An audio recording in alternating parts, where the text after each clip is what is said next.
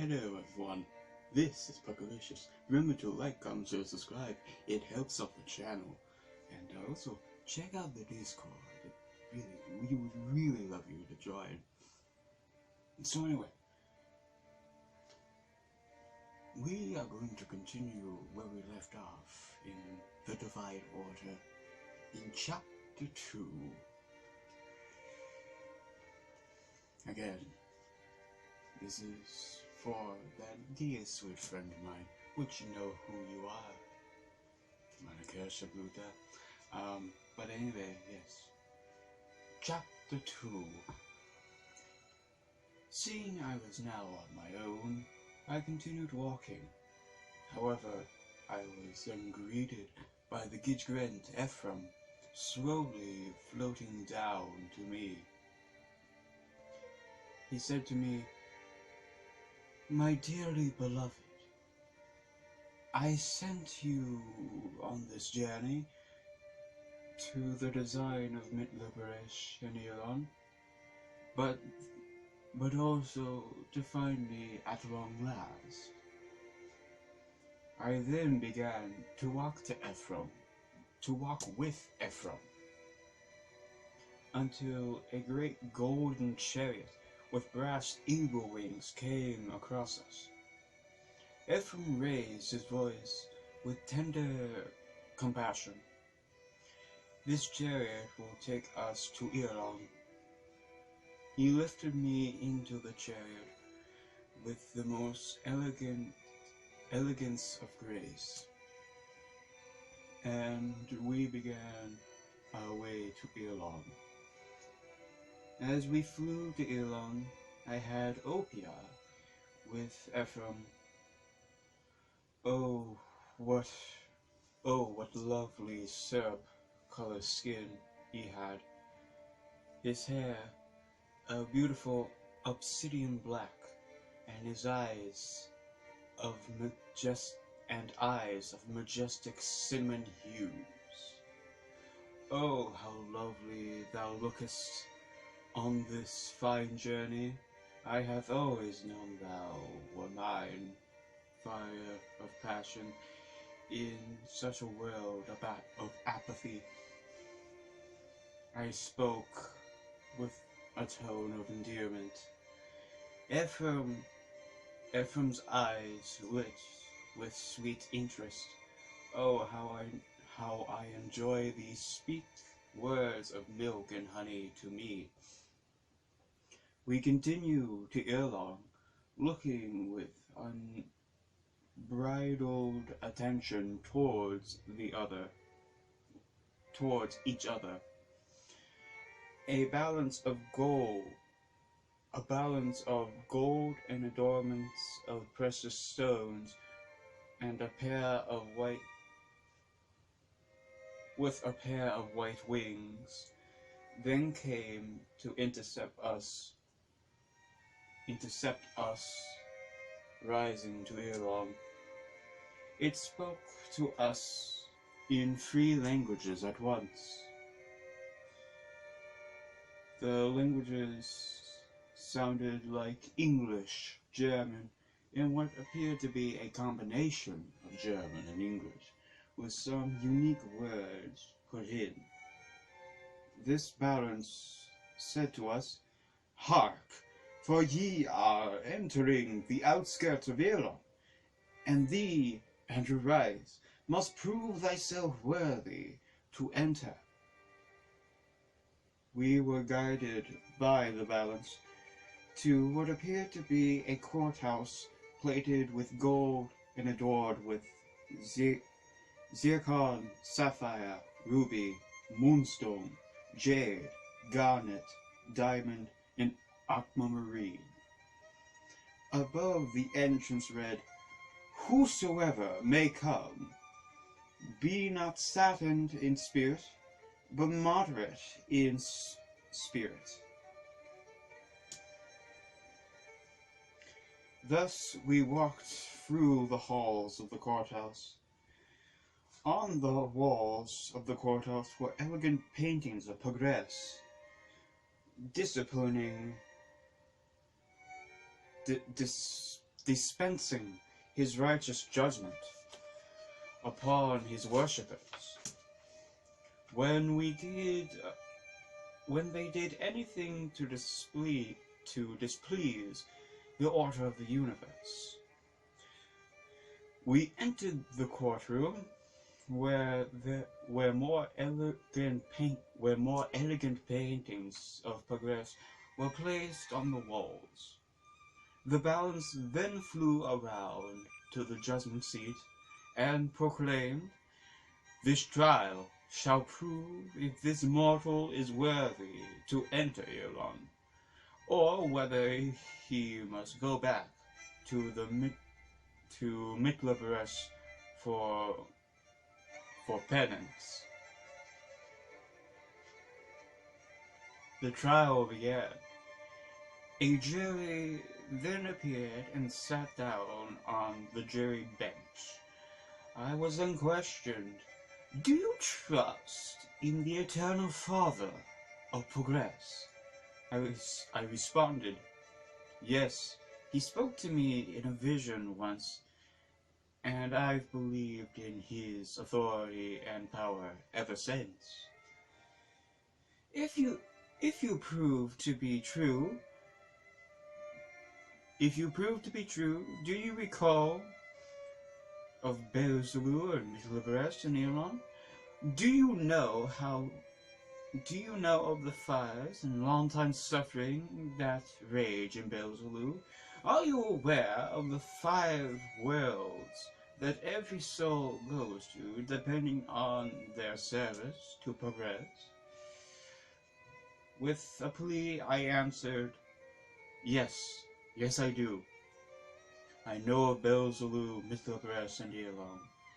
I am acquainted with the fires of Beelzebub, and long-time suffering they bring to every reckless Wesen and fallen Gitgren. And I even know of the 5 worlds that souls go to depending on their service to Progress. I can name them if you wish, and tell you what type of soul goes there." The balance obliged me to. The first and lowest world is Habhatlich, which is for those who only proclaim themselves to follow Progress, or only served him in a half-hearted manner. A bit higher up is Tungang Single Giver. This world is for those who only do things for Progress in an attempt to appear virtuous to others. Above Tenga Single Giver is Kriegerwelt, for those who were warriors and fought in the name of the Infinite Father of Progress. Next, Edelwelt, which is for those pious people who were prophets and priests in the name of Progress.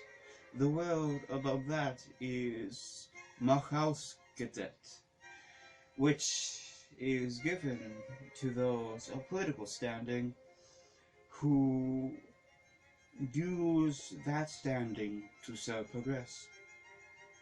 All of the jury and the balance were impressed with my insight of the universe Progress, so beautifully designed in all of its wonderful order and destruction.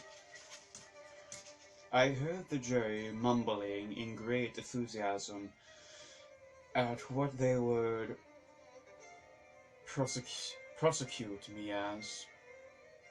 "Thy judge, we deem this mortal as true in heart and nature, and that he ought to continue on his journey with the Gidgrend that accompanies him, along with seeing the almighty wonder and splendor that is Elon.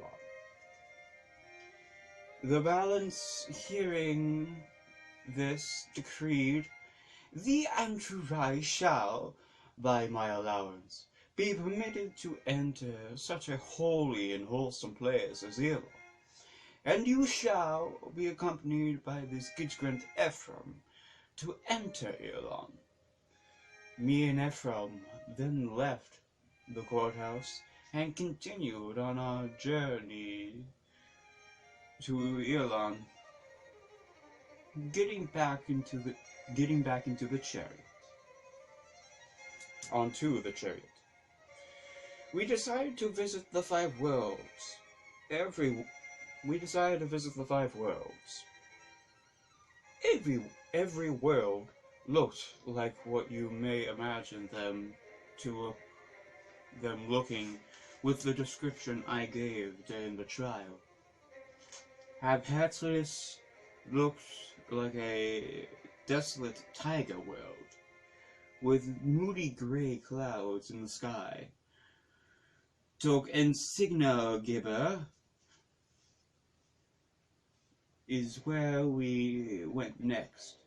The ground was like that of a carnivorous forest in winter, and the sky was almost a white grey. Through the ensemblement of trees, we saw abrupt cliffs lead to mountains at least 100 stories tall. Me and Ephraim then left for Kriegerwelt.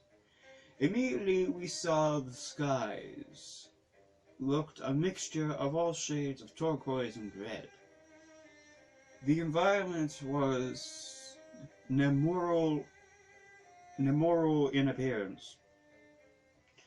There were trees everywhere, each looking like it was a great pie. We then went to the world of Edelwelt. Here we saw many stone and wood-lined homes, adorned in freshly fallen snow.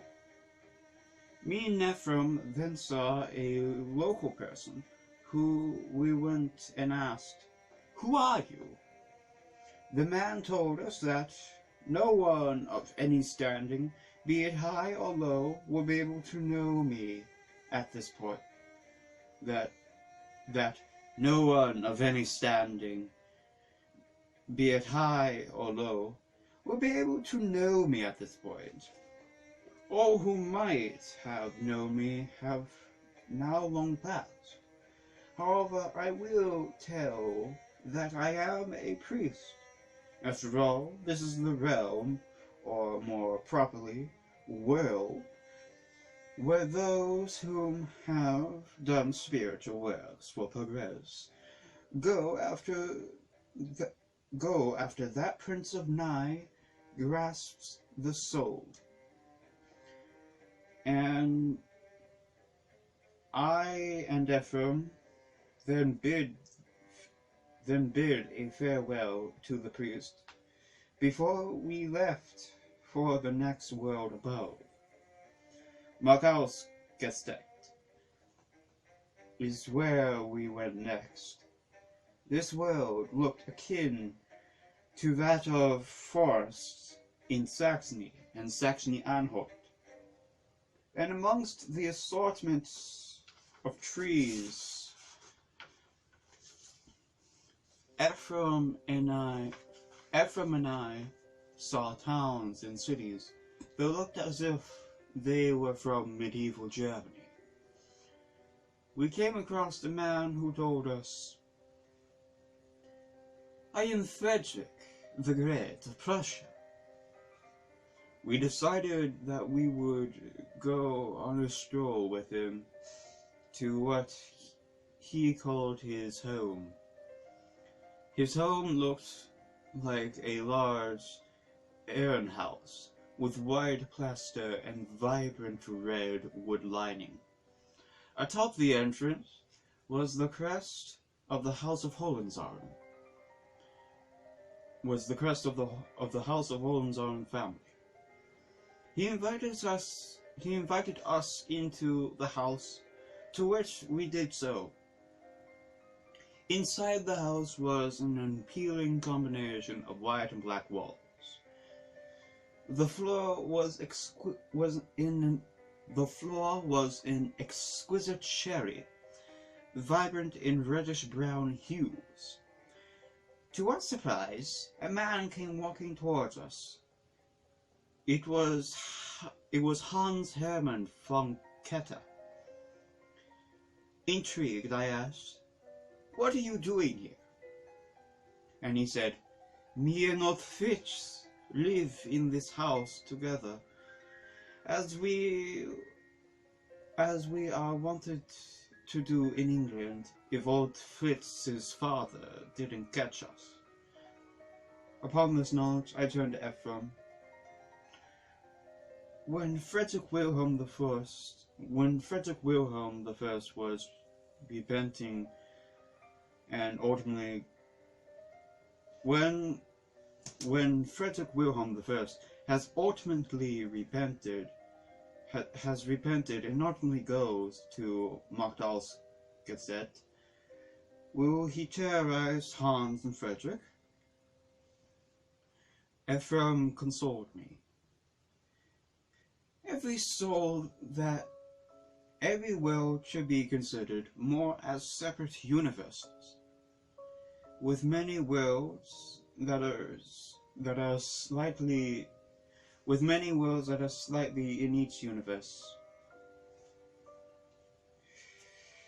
In cases where there was abuse of a child by a parent in life, and they go to the same world, the parent and child will be on different worlds. If two people are lovers, and one is in a lower world than the other, the person in the lower world will be taken up to the lover who is in the higher world. This knowledge gave me comfort to know Frederick wouldn't have to face the abuse of his father. We spent another 5 hours with Frederick and Hans, and said our goodbyes. Frederick said to us, I do hope to see you again, Andrew. You seem very kind, and are simply not well understood." With that, we headed for Irlong. And with that, might I add, ends chapter 2 of this book. Tomorrow, we will finish the book with that of chapter 3. Hey everyone, I just wanted to remind you to like, comment, share, and subscribe. And I'll see you in the future. And as always, I love Pugalshish.